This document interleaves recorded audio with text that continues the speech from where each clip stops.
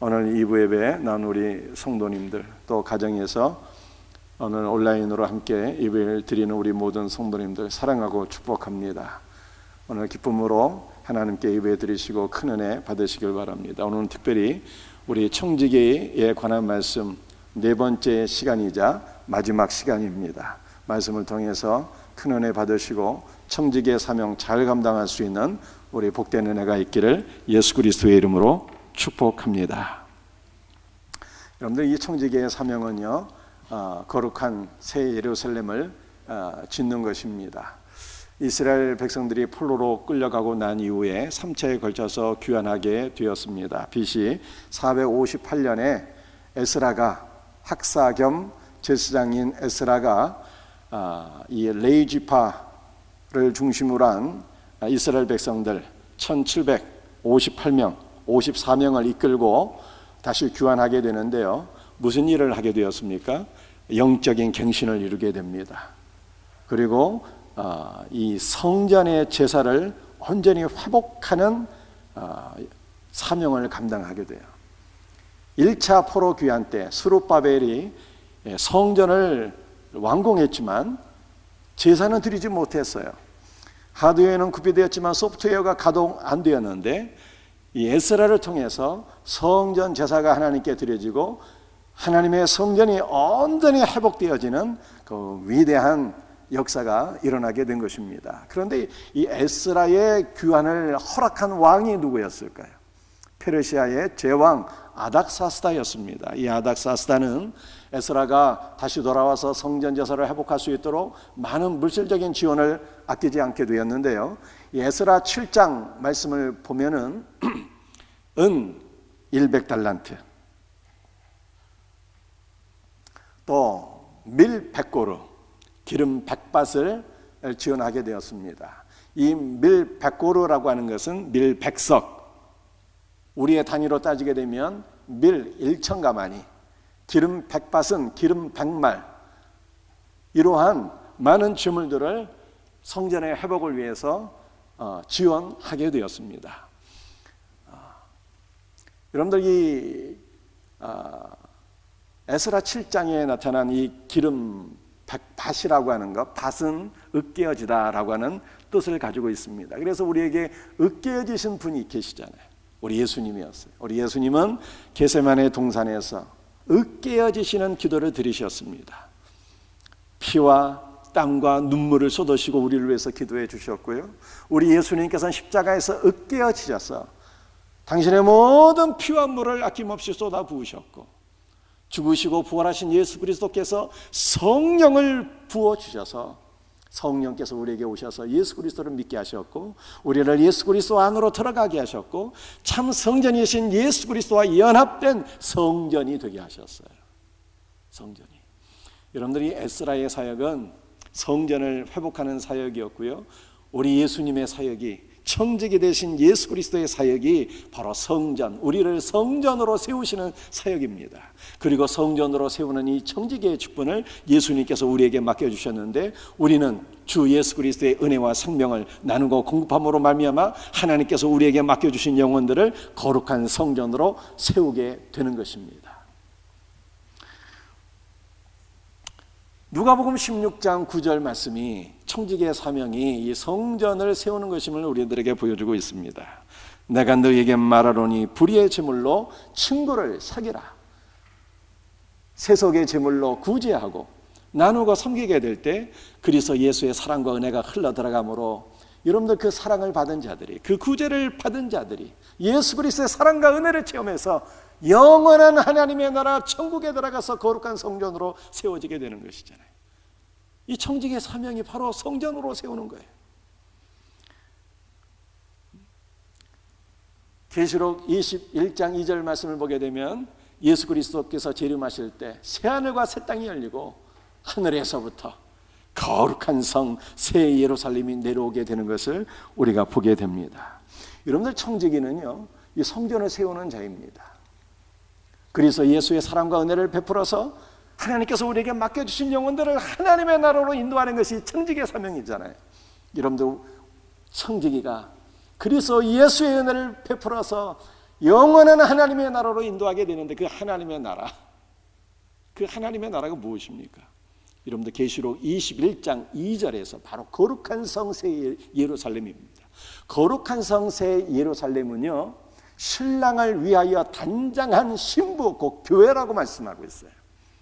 그런데 계시록 21장 2절에 나타난 이 거룩한 새 예루살렘은 단순한 교회가 아니라 신랑 되신 예수 그리스도와 연합된 교회인 것입니다. 우리 구약 성경 창세기 2장 24절 말씀을 보게 되면 이러므로 남자가 부모를 떠나 그의 아내와 연합하여 둘이 한 몸을 이룰지라 이렇게 말씀하고 계시잖아요. 그 남자가 누굽니까? 예수님이죠. 예수님. 남자가 하나님을 떠나서, 예수께서 성부 하나님을 떠나서 이 땅에 오셔서 바로 우리와 연합하여 한 몸을 이루게 될 것을 말씀하고 있는데, 이 위대한 역사가 계시록 21장에서 완전한 성취를 이루게 되는 거예요.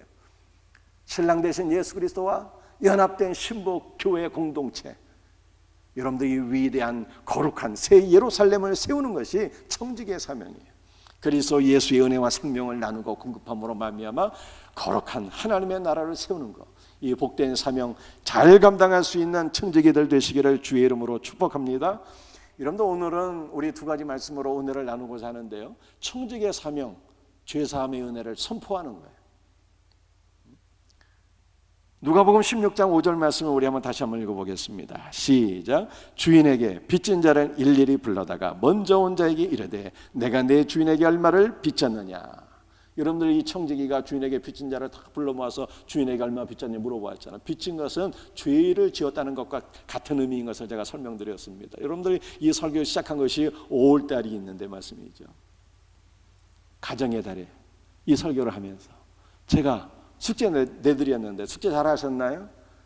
죄사함의 은혜를 어디서부터 우리는 선포하고 실천해야 되는 것입니까? 가정 안에서부터 이 은혜를 실천해야 돼요. 여러분들 이 청지기는 주인에게 빚진 자 2명을 불렀어요. 그래서 그 2명에게 이 죄사함의 은혜를 선포했잖아요.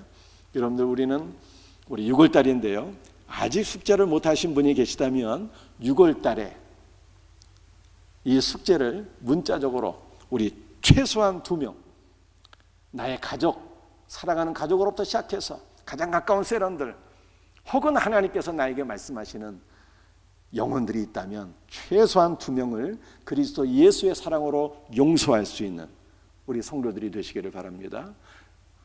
목사님, 저는요 관계가 너무 다 원만해요. 우리 가정은 사랑의 가족이고 천국 같고요, 우리 세런들 하나로 똘똘 뭉쳐 있고요, 저는 누구하고 원한진 일도 없고 다 이렇게 관계가 원만해서 더 이상 누구를 용서하거나 용서받을 일이 없습니다. 이렇게 생각하시는 분이 계시다면 그리스도 예수의 우리의 죄를 용서해 주신 이 놀라운 은혜를, 이 복음을요 최소한 2명에게, 6월달 안으로 최소한 2명에게 예수 그리스도의 복음을 증거할 수 있는 우리 성도님들 되시기를 주님의 이름으로 부탁합니다. 우리 구약 성경 열왕기하 3장 26절 27절 말씀을 우리 한번 같이 읽어보겠어요. 함께 읽습니다. 시작. 모압 왕이 전세가 극렬하여 당하기 어려움을 보고 칼찬 군사 700명을 거느리고 돌파하여 지나서 에돔 왕에게로 가고자 하되 가지 못하고 이에 자기 왕위를 이어 왕이 될 맏아들을 데려와 성 위에서 번제를 드린지라. 이스라엘에게 크게 경노함이 임하매 그들이 떠나 각기 고국으로 돌아갔더라. 아멘. 여러분들, 모압이라고 하는 나라가 있습니다. 이 모압은 이스라엘 팔레스타인에 있게 되면은 국경이 요단강이에요. 요단강 동편에 있는 나라가 모압이라고 하는 나라였습니다. 그런데 이 모압이 북이스라엘의 그 아합에게 조공을 바치며 북이스라엘을 섬겼어요. 근데 북이스라엘의 아합이 죽고 그의 아들 여호람이 왕이 되었을 때 모압이 북이스라엘을 배반하고 조공을 바치지 않게 되었습니다. 그러자 여호람이 너무 화가 나서 연합군을 형성하게 되었어요. 남유다의 여호사밧과 또 에돔 족속과 이 세 나라가 모여서 연합군을 형성해서 모압을 정복하게 되었습니다. 정복 전쟁을 출발하게 되었는데요, 광야에서 그만 물이 떨어지게 되었어요. 여러분들, 광야는 섭씨 50도가 넘는 곳이기 때문에 물 떨어지면 그냥 죽는 거예요. 정신이 혼미해지면서. 큰일 났습니다. 전쟁을 하기도 전에 3개국의 연합군이 다 죽게 생겼어요. 그때 믿음의 사람 여호사밧이 이런 제안을 합니다. 여기 우리가 하나님께 물을 만한 하나님의 선지자가 혹시 없느냐. 수소문해서 그들이 하나님의 선지자 엘리사를 만나게 되고 엘리사에게 물을 구하게 됩니다. 엘리사가 성군 여호사밧을 보고 하나님께 기도하고 응답을 받게 되는데요. 뭐라고 응답의 말씀을 주는가 하면은 너희가 여기 골짜기에 웅덩이를 많이 파라. 하나님께서 이 골짜기에 물을 넘치도록 부어주셔서 너희와 너희 가축과 너희의 짐승이 다 마시게 되리라. 이것은 오히려 작은 일이라. 하나님께서 모압의 군대를 너희 손에 붙이시리니 너희가 승리하리라. 이렇게 승리의 예언을 하게 되었습니다. 하나님의 말씀이 성취가 되었어요. 그 이튿날 아침 소제, 아침 새벽 기도 드릴 때 하나님께서 엘리야의 선포한 그 말씀대로 이루어 주셨어요. 골짜기에 물이 가득, 하나님의 은혜 가운데 골짜기에 물이 가득 있게 되었고 그 물을 마신 이 3개국 연합군이 힘을 내어서 모압으로 진격하여서 모압을 다 점령하게 되었습니다. 모압의 전국을 다 점령하게 되었어요. 마지막 수도만 빼놓고. 모압의 수도가 길하레셋입니다. 수도를 향하여 총공세를 퍼붓게 되었는데 너무나도 치열한 전투가 벌어지게 되었어요. 모압 왕의 입장에서는 나라의 운명이 풍전등화, 너무나도 위태로운 지경에 떨어지게 되었습니다. 모압 왕이 어떻게 할까, 어떻게 이 위기를 극복할까 생각하다가 3개국을 딱 보니까요, 이 3개국 연합군 가운데 에돔 족속이 비교적 약해 보였습니다. 그래서 특전사 700명을 대동하고 에돔 쪽을 뚫어보려고 했는데 에돔도 전력이 만만치 않아서 그조차도 실패하게 되었어요. 죽음의 위기에 빠지게 된 모압이 최후의 수단을 강구하게 되었는데 그것은 바로 모압이 섬기는 신 그모스라고 하는 우상이 있었는데 그 그모스에게 인신 공양을 드리게 되었습니다. 모압 왕이 자기의 맏아들 왕위를 이어받을 왕세자를 불태워서 모압의 신 그모스에게 제물로 드린 거예요. 그때 너무나도 놀라운 역사가 일어나게 되었습니다. 여러분들, 인신공양은요 하나님께서 너무나도 가증히 여기는 제사이고 성경에서 금한 일이었습니다. 그런데 이 모압 왕이 자기 맏아들을 우상에게 번제로 불태워 드리게 되었을 때 어떠한 역사가 일어나게 되었는가 하면은 오늘 열왕기하 3장 말씀을 보게 되면 이스라엘에게 크게 경노함이 임했다 이렇게 말씀하고 있어요. 여러분들, 모압이 가증한 우상 숭배를 해서 맏아들을 지금 불태워 죽이는 것 아니겠습니까?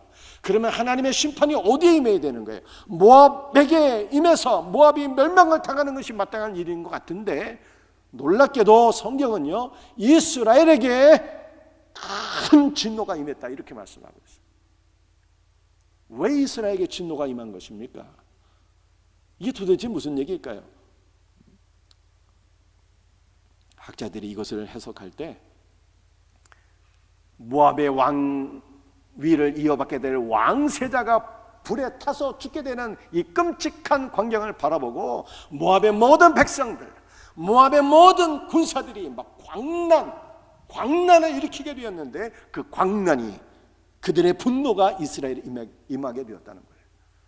그래서 이스라엘이 그 광난으로 인해서 떠나가게 되었다는 말씀입니다. 그런데 그 이스라엘 진영에 임한 그 광난의 분노는요 모압의 분노였을지라도 궁극적으로는 하나님께서 심판하사 임하게 된 분노요 심판이었습니다. 여러분들, 그렇다면 왜 하나님께서 이 연합군을 심판하신 것입니까? 그 이유가 뭘까요? 네 형제가 있습니다. 그런데 세 형제가 한편 먹고 하나로 똘똘 뭉쳐서 나머지 한 형제를 공격하고 죽이려고 했을 때 그것이 어떻게 선한 일이 되겠습니까? 북이스라엘과 남유다는요, 한 민족, 한 형제예요. 에돔은 어떻습니까? 여러분들, 에돔도요, 이스라엘과 한 형제입니다. 에서의 후예들이잖아요. 에서의 후예. 모압은 어떻습니까? 모압도 사실은 한 형제였어요. 롯의, 아브라함이 자기 아들처럼 키운 조카 롯의 후예가 바로 모압 족속이에요. 더군다나 이 모압 족속은요, 성경에 나타난 다윗의 증조모, 예수 그리스도의 육신적 조상인 룻, 모압 여인 룻의 그 민족이잖아요. 이 네 나라가 사실은 다 형제국가예요. 형제국가. 그런데 하나님께서 보실 때 세 명이 편먹고 한 형제를 죽이려고 했을 때 이것을 하나님께서 선하게 보지 아니하시고 모압을 일차적으로는 심판하셨지만, 그러나 모압의 수도만큼은 남겨놓으셨고 모압을 침략하는 3개국을 징계하셨다라고 하는 것입니다. 여러분들, 하나님의 뜻이 무엇입니까? 형제 간에 싸우고 분쟁하고 죽이는 것이 하나님의 뜻이 아니라 용서하는 것이 하나님의 뜻이라고 성경이 말씀하고 있는 거예요. 여러분들, 예수 그리스도를 믿는 신자의 삶이 무엇입니까? 형제 간에 맺힌 것이 있으면 푸는 것이 하나님의 뜻이에요. 예수 그리스도의 은혜와 사랑으로서 맺힌 것이 있으면, 묶인 것이 있으면 풀고, 용서할 것이 있으면 용서하고 살 수 있는 우리 성도들이 되시기를 주님의 이름으로 축복합니다. 여러분들, 16세기에요, 종교개혁이 일어나게 되었습니다. 마틴 루터가 의인은 오직 믿음으로 말미암아 살리라, 이 말씀을 붙잡고 종교개혁을 이루게 되었는데요, 18세기에 전 세계적으로 큰 부흥의 역사가 일어나게 되었어요. 제가 이미 설명드렸습니다. 미국에서 1차 대각성 부흥운동, 독일에서 경건주의 운동, 영국에서 존 웨슬레의 부흥운동이 일어나게 되었습니다. 그런데 18세기 러시아에서도요, 종교개혁이 일어나게 되었습니다. 러시아도 원래 기독교 국가이거든요. 러시아는 정교회, 정교회라고 표현하는데 기독교 국가예요. 그런데 그 러시아에서 종교개혁을 이룬 사람이 있었는데요, 여자분이었어요. 여황제였습니다. 예카테리나라고 하는 여황제였어요. 근데 이분이 참 대단한 분입니다. 어떤 분인가 하면 원래 남편이 왕이거든요. 그런데 이 예카테리나가 그 러시아 귀족들과 합세를 해서 자기 남편 죽이고 권력을 차지한 무서운 여인이었어요. 여황제. 중국으로 따지면 7세기에 중국을 통치한 측천무, 그 정도 되는 사람이었어요. 그런데 이 예카테리나가 왕이 된, 황제고 되고 난 이후에 러시아의 종교개혁을 이루게 되는데요, 종교개혁을 이루기 위한 비전 스테이트, 비전 선언문이 너무나도 명료했습니다. 한번 제가 읽어드릴게요. 그의 비전 선언문이 어떠했는지. 러시아의 모든 아이들이 하나님을 경외하고 국왕에 복종하며 십계명을 지키고 그를 알게 한다. 명료한 비전이 예카테리나에게 있었습니다. 러시아의 모든 아이들이 하나님을 경외하고 국왕에게 복종하며 십계명을 알게 하며 그를 알게 한다. 그런데 이 예카테리나의 종교개혁이 실패했을까요? 성공했을까요? 실패했습니다. 칼로서 권력을 잡은 이 여황제가요, 칼로서 종교개혁을 이루고자 했어요. 수도원의 과도한 재산을 다 압수하고, 무분별하게 난립한 수도원들 다 정비하고, 반발하는 수도사들은 저 시베리아로 쫓아내어서 강제노동시키고, 권력으로서 그가 러시아의 종교개혁을 이루고자 했습니다. 그런데 종교개혁을 어찌 칼로 이룰 수가 있겠어요? 믿음으로 이루는 거고, 말씀으로 이루는 거고, 주의 은혜로 이루는 거고. 예카테리나의 종교개혁은 실패하게 되었는데요, 그런데 이 러시아의 종교개혁은요, 권력이 아니라, 칼이 아니라 러시아의 대문호들에 의해서 일정 부분 종교개혁이 이루어지게 되었습니다. 여러분들 19세기 러시아에 대문호들이 있었는데요. 그 가운데 한 분이 도스토이예프스키라고 하는 분이에요. 이 도스토이예프스키는요, 나라에 불교가 죄를 지었다라고 하는 이유 때문에 사형 선고를 받게 됩니다. 그리고 그가 5년간 독방에 갇히게 되는데요. 그가 갇힌 독방의 사이즈가 얼마나 되는가 하면은 관 사이즈의 독방에 5년 동안 갇히게 돼요. 여러분들 혹시 감옥 가보셨나요? 감옥 가신 분 없으시죠? 우리나라의 그 중죄인들 그 가두는 것이 청주 있잖아요. 청주 교도소. 거기 말씀 전화로 한번 간 적이 있거든요. 그 안에 들어가 보니까 그 감옥 안을 보니까 정말 이 살벌하더라고요. 그 교도관들이 감옥 안을 보여주면서 설명을 하는데 뭐라고 설명하는가 하면은, 목사님, 사실 이 안에 들어와서 갇히게 되면 멀쩡한 사람도 도우는 경우가 있습니다. 그렇게 얘기를 하는 거예요. 그 죄수들이요, 그 안에 갇히게 되면은 막 공황장애, 폐쇄장애, 공포증 같은 그런 게 생겨갖고 자기 머리를 그냥 계속 벽에다 박고 그런다는 거예요.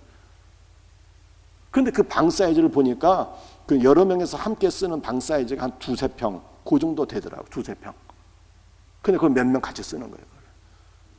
그런데 도스토예프스키는요, 관 사이즈 한 반평 되려나? 관 사이즈. 그 방에 5년 동안 갇히게 돼요. 그에게 허락된 유일한 책이 한 권 있었는데 성경, 신약 성경 한 권만 그에게 허락되었어요. 그리고 나서 8년간 군욕도 하게 됩니다. 치르게 됩니다. 삶과 죽음의 경계를 넘나들게 돼요. 인간 실존의 한계를 다 경험하게 됩니다. 그러다가 그가 마침내 자유의 몸이 되었어요. 여러분들, 그의 작품의 주제가 뭘까요? 자기의 삶을 그냥 작품에 다 녹였어요. 그래서 도스토예프스키의 그 글의 주제가 슬픔과 기쁨이에요. 죽음과 부활이에요. 보복과 용서입니다. 여러분들, 죽었다가 살아난 사람이 있어요. 도스토예프스키가 죽었다가 살아난 거예요. 사형 선고 받았는데 다시 살아났잖아. 여러분들, 죽었다가 살아난 사람 안에 얼마나 기쁨이 충만할까요? 얼마나 감사가 충만할까요? 주님의 은혜가 얼마나 충만하겠습니까? 여러분들, 부활 생명이 충만한 신자, 기쁨과 감사가 충만한 신자가 누구를 용서 못하겠어요? 다 용서할 수 있는 거죠. 여러분들, 죽었다가 살아난 사람이 누구입니까? 바로 우리예요. 우리. 에베소 2장 1절, 그는 허물과 죄로 죽었던 너희를 살리셨도다, 이렇게 말씀하고 있잖아요. 그가 누구이십니까? 예수님께서 죄와 허물로 죽었던 우리를 다시 살리셨어요. 그러므로 예수 믿는 신자 안에는 부활 생명이 있는 거고, 예수님께서 나를 다시 살려주신 은혜와 기쁨이 있는 거예요.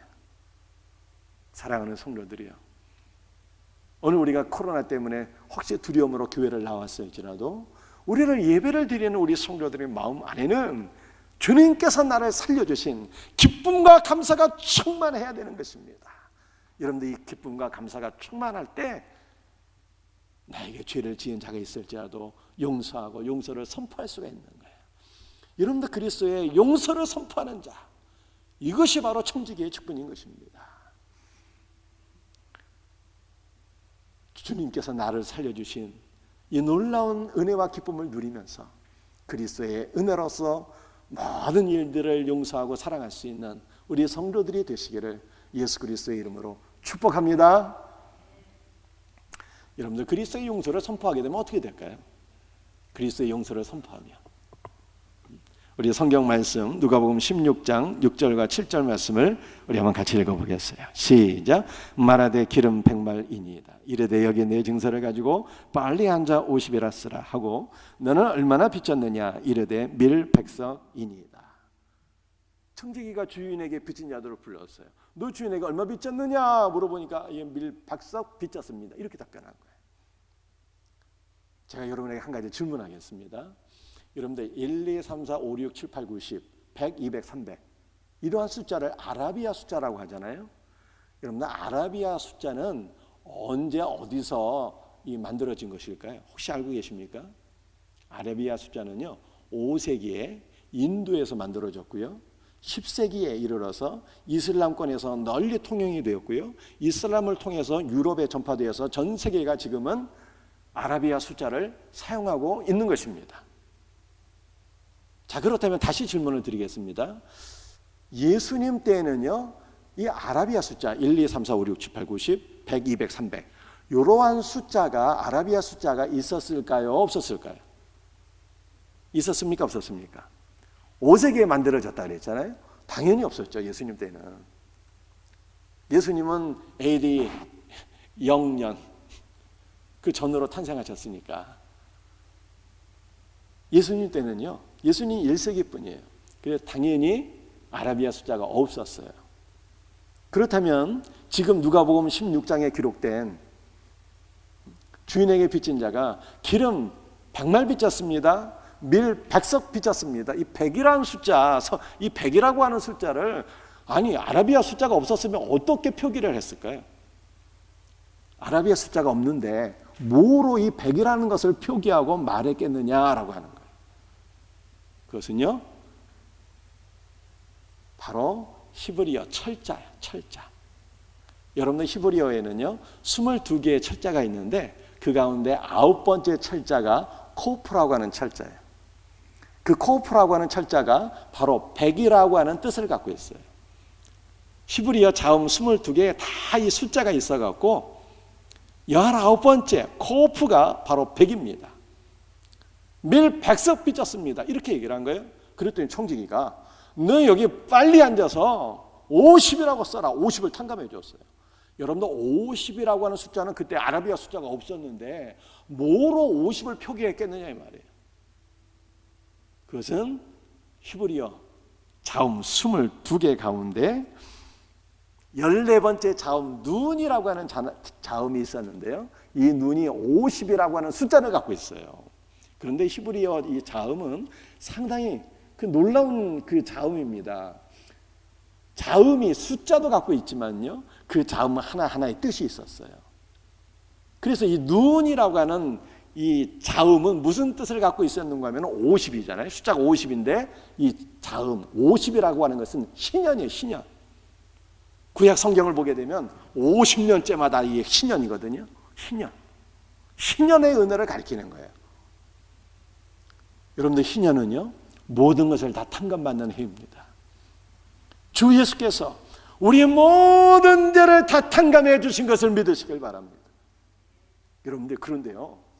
아니 예수께서 모든 것을 다 탕감해 주셨는데 이 청지기가 왜 50을 탕감해 준 것입니까? 다 탕감해 주지 왜 50이었을까? 이 50이 신년을 가리키는 것이고 사실 그 50은요 모든 것을 다 탕감해 준 신년을 의미하는 거예요. 예수님께서 우리의 모든 죄를 다 탕감해 주신 거예요. 그런데 이것은 믿음이 없어서 우리가 믿지 못할 뿐이죠. 그런데 죽으시고 부활하신 예수 그리스도를 우리가 만나서 그분과 더불어 신실한 교제를 나누게 될 때 정말 예수님께서 내 모든 죄를 다 탕감해 주셨다고 하는 이 놀라운 은혜를 우리는 우리의 삶 속에서 누리게 될 것을 믿으시기를 바랍니다. 그래서 50 신년의 은혜, 예수께서 내 모든 죄를 다 탕감해 주신 것을 믿고 경험한 자는요 어떻게 될까요? 여러분들 이 50 눈이라고 하는 것은 두 번째 무슨 뜻을 갖고 있는가 하면은 물고기라고 하는 뜻을 갖고 있어요. 이 자음 자체가 물고기라는 뜻이 있어요. 여러분들 물고기가 뭘까요? 초대교회 성도들은요 나는 예수를 믿는 신자입니다 라고 하는 것을 물고기로 표시했잖아요. 몰래 숨어 신앙생활하다가 붙잡힐까 봐 자기들끼리 의사 표시를 하게 될 때 물고기 보여주는 거예요. 나는 예수 믿습니다. 그럼 상대방도 물고기 보여주고 우리는 믿음 안에 한 형제군요. 반갑습니다. 이렇게 교제하는 거예요. 물고기, 예수를 믿는 신자의 표시예요. 그런데 그 물고기를 가리켜서 익수수라고 하는데 익수수는 무엇인가 하면요. 예수 그리스도는 하나님의 아들이요 구원자라고 하는 뜻이에요. 물고기의 뜻이. 헬라어 단어 익수수라고 표현하는데 예수 그리스도는 하나님의 아들이요 구원자이다 라고 하는 그 말의 이니셜이에요. 사랑하는 성도들이요. 신연의 은혜, 모든 죄를 사해 주셨다고 하는 이 신연의 은혜를 경험한 신자는요, 예수 그리스도는 하나님의 아들이요 구원자가 되십니다. 이 믿음의 고백을 하게 되는 거예요. 믿음의 고백. 제가 여러분에게 묻습니다. 어떤 사람이 구원받을까요? 여러분들, 하나님 믿으면 구원 못 받아요. 이슬람도 하나님 믿는데, 유대교도 하나님을 믿는데요, 하나님 믿어서 어떻게 구원받겠어요? 그 유대교 안에도 구원이 있고 이슬람 안에도 구원이 있다는 것입니까? 예수님 오실 필요가 없죠. 그러면 여러분들, 이방인의 믿음을 통해서는요 구원 못 받아요. 우리 옛날 조상들 물 한 그릇 떠놓고 새벽에 비나이다 비나이다 복을 주세요, 다 그렇게 기복신앙을 통해서는 구원 못 받아요. 그러면 무슨 믿음으로 구원을 받을 수 있을까요? 익수수의 믿음, 신연의 믿음. 예수께서 내 모든 죄를 다 탕감해 주셨습니다. 이것을 믿고 예수 그리스도에 대한 신앙을 고백하는, 예수는 하나님의 아들이요 구원자라고 하는 이 믿음을 고백하는 자가 구원받는 거예요. 이 믿음이 있는 자가 거룩한 성전으로 세워지는 거예요. 할렐루야. 이것이 밀백석의 이야기예요. 밀백석에서 50을 탕감한 신연의 은혜, 예수께서 우리의 모든 죄를 사해 주신 것을 믿고 경험한 자는요 50, 물고기, 익수수의 믿음, 예수는 하나님의 아들이요 구원자인 것을 고백하며 여러분들 거룩한 성전으로 세워지는 거예요. 이 놀라운 은혜가 저와 여러분들에게 경험되어지기를 주의 이름으로 축복합니다. 청지기가 불렀어요. 주인에게 빚진 자를 불렀더니 기름 100말 빚졌습니다 하는 거예요. 20을 탕감해 줬어요. 왜 20일까?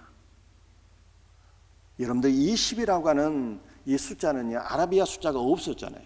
뭐로 이 20을 표기했는가 하면은 시브리 이 자음 11번째 카프라고 하는 이 자음이 20이라고 하는 숫자를 갖고 있었어요.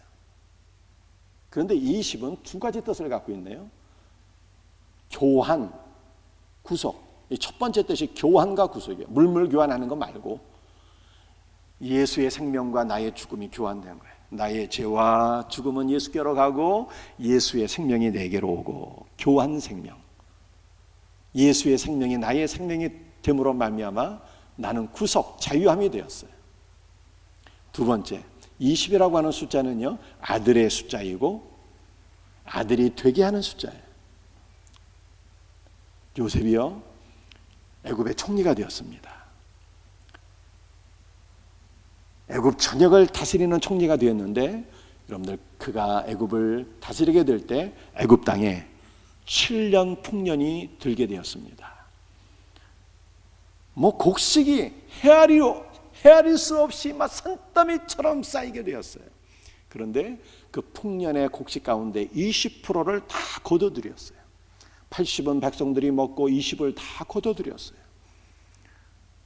창고를 계속 짓고 그 20%의 곡식을 계속 저장하게 되었습니다. 7년 풍년이 끝나고 7년 흉년이 시작되었습니다. 백성들에게 곡식이 떨어지게 되었어요. 요셉에게 나아가서 곡식을 주세요 부르짖게 되었습니다. 요셉이 그동안 쌓아놓았던 그 20%의 곡식을 풀게 되었어요.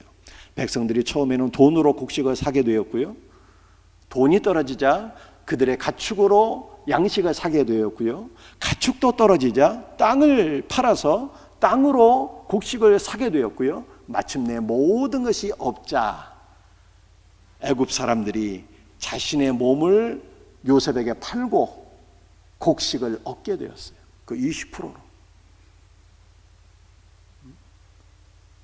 요셉은 20%에 저장한 곡식으로서 애굽의 모든 백성을 사서 자신의 백성으로 삼았습니다. 요셉이 실질적인 애굽의 통치자였잖아요.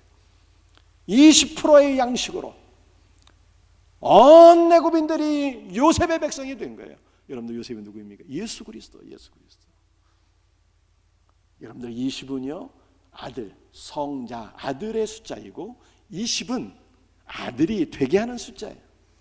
우리는 성자 예수 그리스도 때문에 아들이 되었어요. 아들이 되었습니다. 아들 때문에 아들이 된 자는요, 100에서 20 빼면은 뭐가 남아요? 80이잖아요.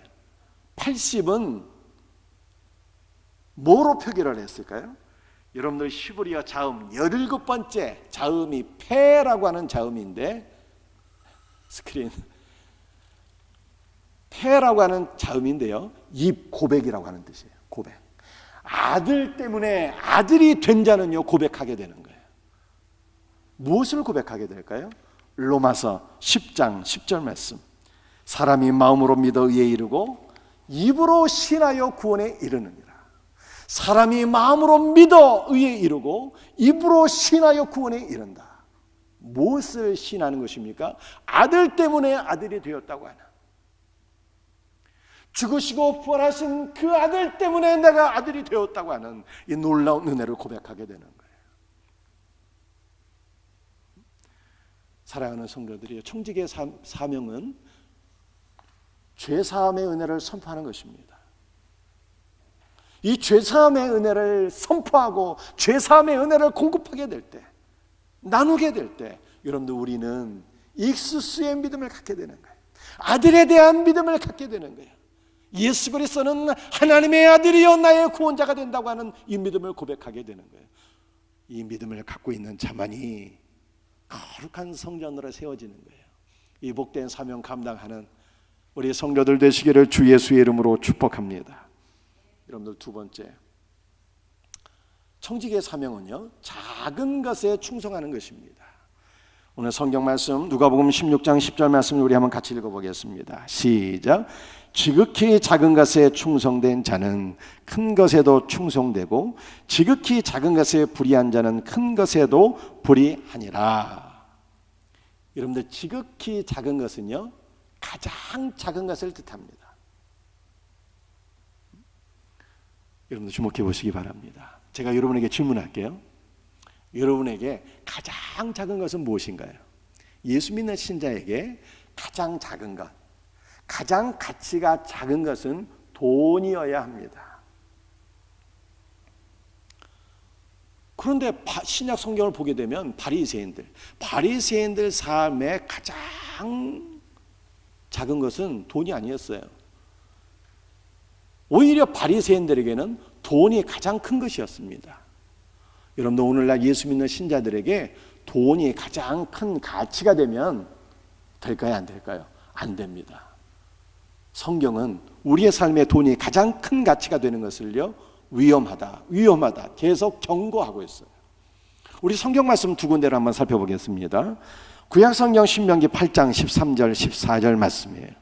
함께 읽습니다. 시작. 또 내 소와 양이 번성하며 내 은금이 증식되며 내 소유가 다 풍부하게 될 때에 내 마음이 교만하여 내 하나님 여호와를 잊어버릴까 염려하노라. 여러분들이 이 신명기 8장 말씀을 보게 되면 비슷한 단어가 반복되고 있습니다.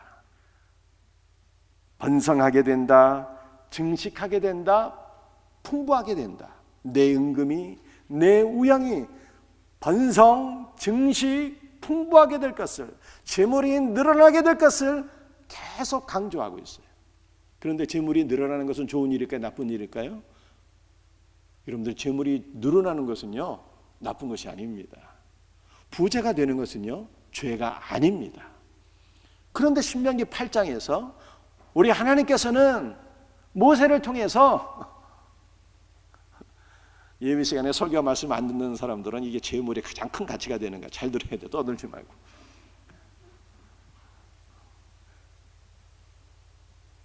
뭔 설교를 하려고 그래?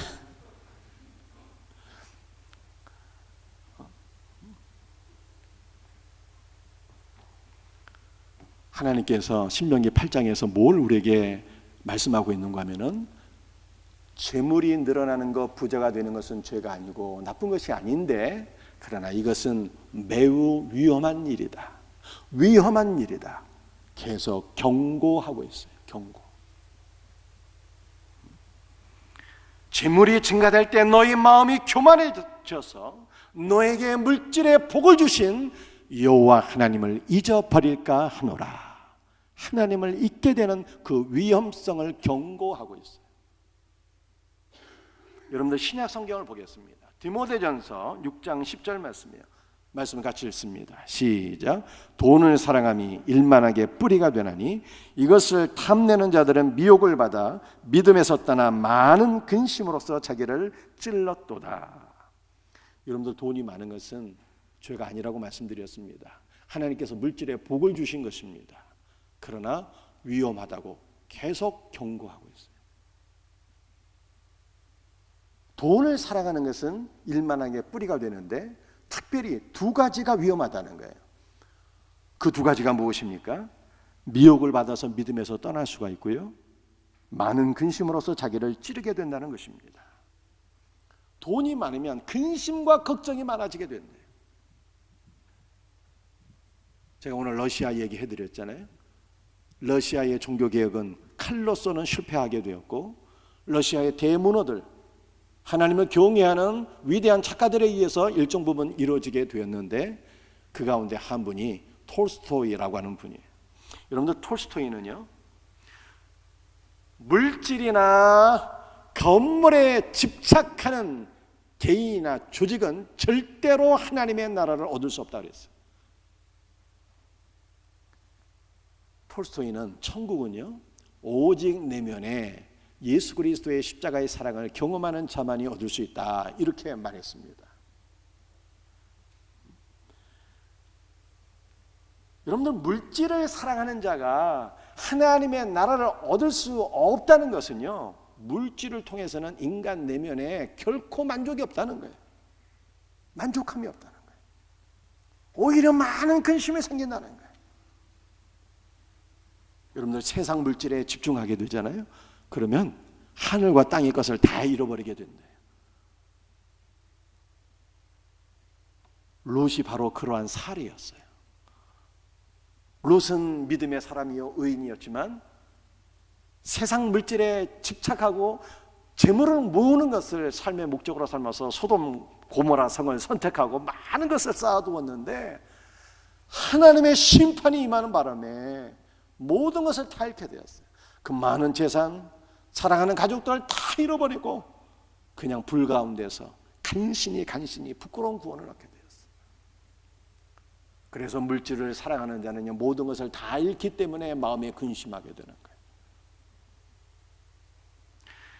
그러므로 우리는 누가복음 16장 10절의 말씀대로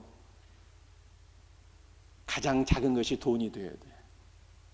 그리고 우리는 가장 작은 것에 충성해야 돼요. 여러분들, 이 충성이라고 하는 것이 믿음이라는 뜻이에요. 믿음. 우리는 가장 작은 것, 돈의 믿음을 적용해서요, 우리의 재물이 그리스도의 것이 되고, 그리스도의 재물로서 나누고 섬기고 베풀고 구제함으로 예수 그리스도의 은혜와 사랑을 공급하여서 많은 영혼들을 주님께로 인도해서 거룩한 성전으로 세우는 이 복된 사명을 감당해야 될 것을 믿으시기를 바랍니다. 자, 한 가지 마지막 질문이 더 있어요. 여러분들, 예수 믿는 신자에게는 하나님 앞에 진실된 자신의 내면이 무엇인지 살펴보는, 깨달아 하는 은혜가 있어야 됩니다. 진실로 여러분들 하나님 앞에 자기 자신을 돌이켜봐야 돼요. 제가 여러분에게 질문합니다. 여러분들, 여러분에게는 가장 작은 것이 무엇입니까? 돈인가요? 돈이 되어야 합니다. 여러분들, 혹시 우리의 삶에 가장 작은 것이 돈이어야 하는데 혹시 가장 큰 것이 돈이 아닙니까? 돈이 가장 큰 가치로 나에게 자리 잡고 있지는 않습니까? 그렇다면 어떻게 하면 좋을까요? 솔직히 하나님, 제 삶의 가장 큰 가치가 돈인데요, 저는 그러면 어떻게 하면 좋은 것입니까? 우리는 이 질문을 해야 되는 거예요. 여러분들, 돈이 가장 큰 가치인 분들은요, 예수 그리스도가 가장 작은 가치라고 하는 뜻이에요. 그런데 성경은요, 예수님께서 가장 작으신 분이래요. 예수님은 겨자씨 같은 분이세요. 예수님은 가장 작은 분으로 이 땅에 오셨어요. 빌립보서 2장 말씀을 보게 되면 그는 근본 하나님의 본체이신데 하나님과 동등됨을 취할 것으로 여기지 아니하시고 자신을 비워 종의 형상을 입고 이 땅에 오셔서 죽기까지 복종하셨는데 십자가에 죽으십니다. 이렇게 성경이 말씀하고 있습니다. 예수님은 가장 작은 분으로 이 땅에 오셨어요. 그래서 우리는 가장 작은 분 예수 그리스도께 충성해야 됩니다. 충성은 믿음이에요. 작은 분 예수 그리스도께 믿음을 적용하여서 예수 그리스도를 믿으시고요. 날마다 주 예수 그리스도와 더불어서 신실한 교제의 삶을 가지시고 주 예수 그리스도를 누리셔야 돼요. 우리의 삶 속에서 예수 그리스도의 풍성한 은혜를 누리게 될 때 이분은 내 삶의 가장 큰 가치인 물질도 충성된 자가 될 수 있어요.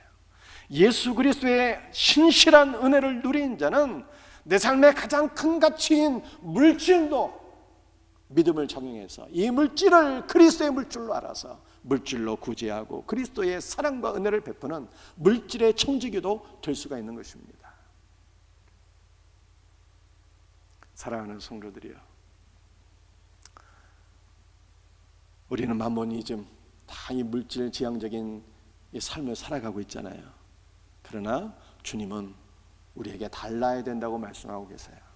너는 작은 자 예수 그리스도에게 충성하여서 주님의 은혜를 누리고 너에게 가장 큰 가치가 되는 물질에도 신실한 자가 되어서 물질에도 신실한 청지기가 되어서 그 물질로 그리스도의 선한 사업을 이루라, 이렇게 말씀하고 있는 것입니다. 말씀을 마치겠어요. 오늘 두 가지를 말씀드렸는데요. 하나는 우리 죄사함의 은혜를 선포하는 거예요. 죽었다가 다시 살아난 은혜와 기쁨으로 죄사함의 은혜를 선포하는 거예요. 그럴 때 우리를 통해서 여러분들 하나님의 거룩한 나라가 세워지는 것입니다.